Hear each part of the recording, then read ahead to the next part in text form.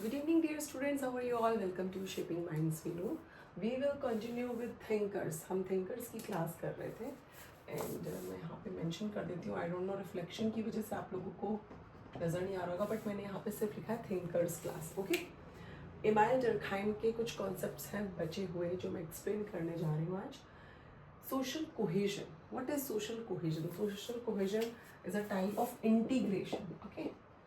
अगर एग्जाम में आपको इंटीग्रेशन या सोशल कोहेजन दोनों में से कुछ भी लिखा मिले, दैट मीन्स वो सेम है. समटाइम्स सोशल इंटीग्रेशन लिखा मिलेगा, समटाइम्स सोशल कोहेजन. यानी सोसाइटी में जो एकता बनी रहती है, जो यूनिटी बनी रहती है, उसकी बात करते हैं इमानुएल डर्कहाइम. तो अगर आया सोशल कोहेजन क्या है? As a kind of unity. ठीक है. सोसाइटी में बैलेंस कैसे बना रहेगा, डिसबैलेंस सोसाइटी में ना हो, that is social cohesion. Types of law की बात करते हैं Emmanuel Durkheim. Two types of laws, repressive laws and restitutive laws. Emmanuel Durkheim के अकॉर्डिंग जो पहले की सोसाइटी थी इन ओल्डर टाइम्स, तब कैसे लॉज थे? रिप्रेसिव लॉज थे. मान लीजिए आपने कोई भी मिस्टेक की है तो आपको चांस नहीं मिलेगा उस चीज़ को सुधारने का. आपको सीधे ही उस चीज़ के लिए पनिश किया जाएगा. जैसे होता था ना पहले कि राजा महाराजाओं के टाइम पे अगर आप चोरी करते पकड़े गए हैं या आपने कुछ भी ऐसा मिसबिहेव किया तो आपको क्या करेंगे? आपको उसी टाइम ऑन द स्पॉट सज़ा दी जाएगी.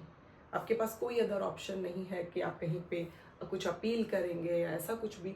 तो दैट इज रिप्रेसिव लॉज होते थे पुराने टाइम में. एंड आज के टाइम में कैसे लॉज हैं? रेस्टिट्यूटिव लॉज. रेस्टिट्यूटिव लॉ जो होता है वो आपको चांस देता है, ये याद रखिए, चांस देता है सुधरने का, है ना.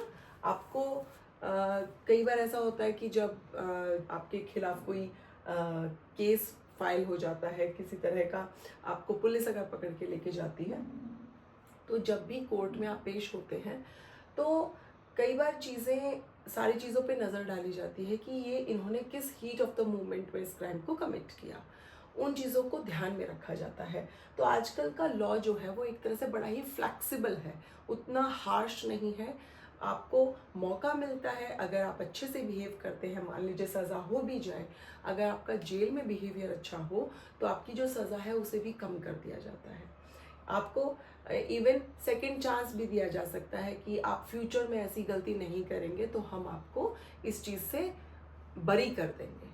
तो आजकल का लॉ कैसा है? फ्लेक्सिबल है एंड एक तरह से बहुत ज़्यादा हार्श नहीं कह सकते हम. रेस्टिट्यूटिव है, आपको मौका मिल सकता है अपनी गलती को सुधारने का.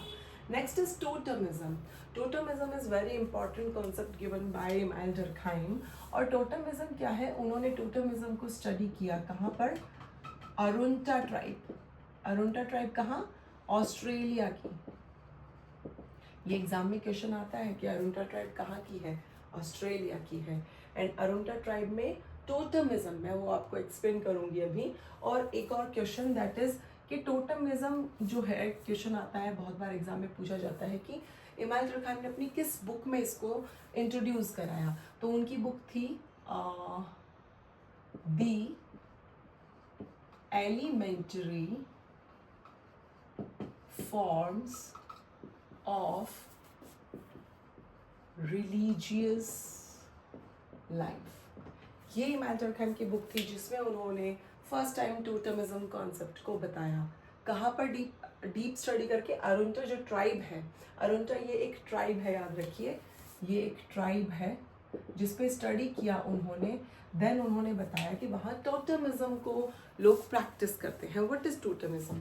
टोटमिज्म है, मान लीजिए जो ट्राइबल है वहाँ पर लोग, वो क्या करते हैं, किसी भी एक पेड़ को, किसी बर्ड को या किसी एनिमल को ट्रीट करना शुरू करते हैं कि उन्हें एक तरह से बहुत सुपर स्पेशल मानना स्टार्ट करते हैं और ऐसा सोचते हैं कि ये एज अ गॉड है हमारे लिए.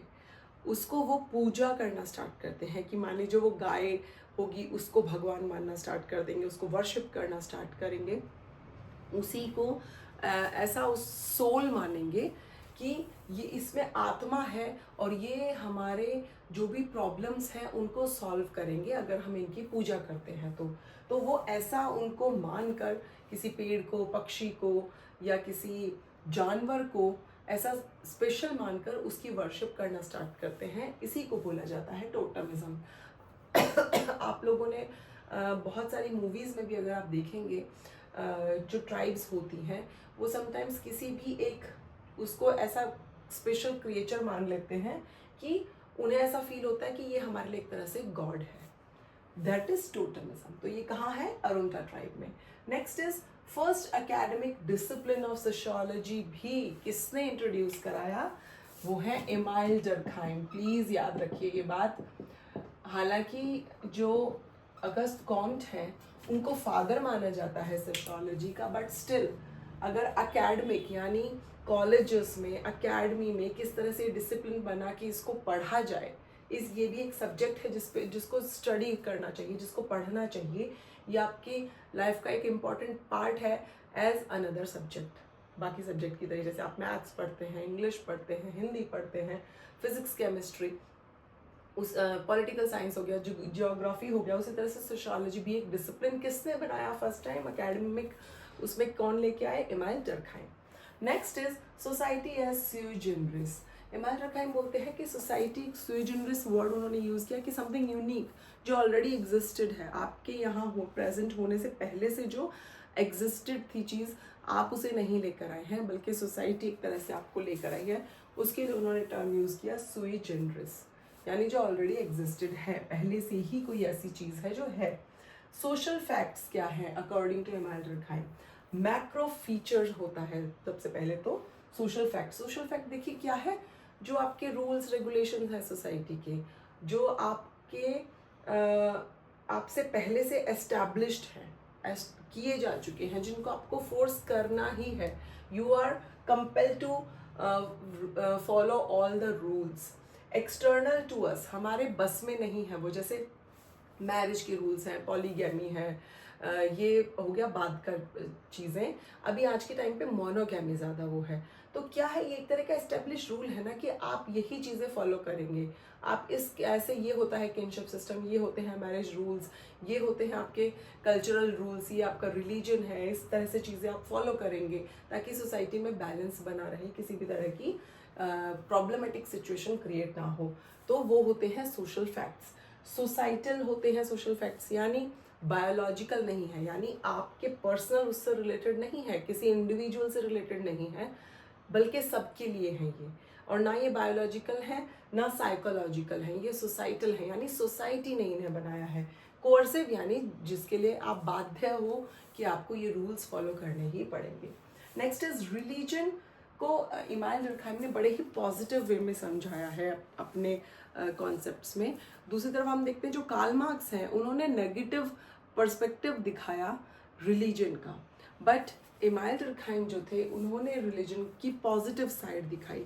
उन्होंने कहा कि रिलीजन जो है वो हेल्प करता है सोसाइटी में यूनिटी मेंटेन रखने में, इंटीग्रेशन में, यानी जो रिलीजन है वो हमें एक बनाए रखता है, एकता आती है उससे हमारे अंदर, ये कहना था एमाइल डर्कहाइम का। एमाइल डर्कहाइम ने रिलीजन से रिलेटेड ही कुछ टर्म्स दी हैं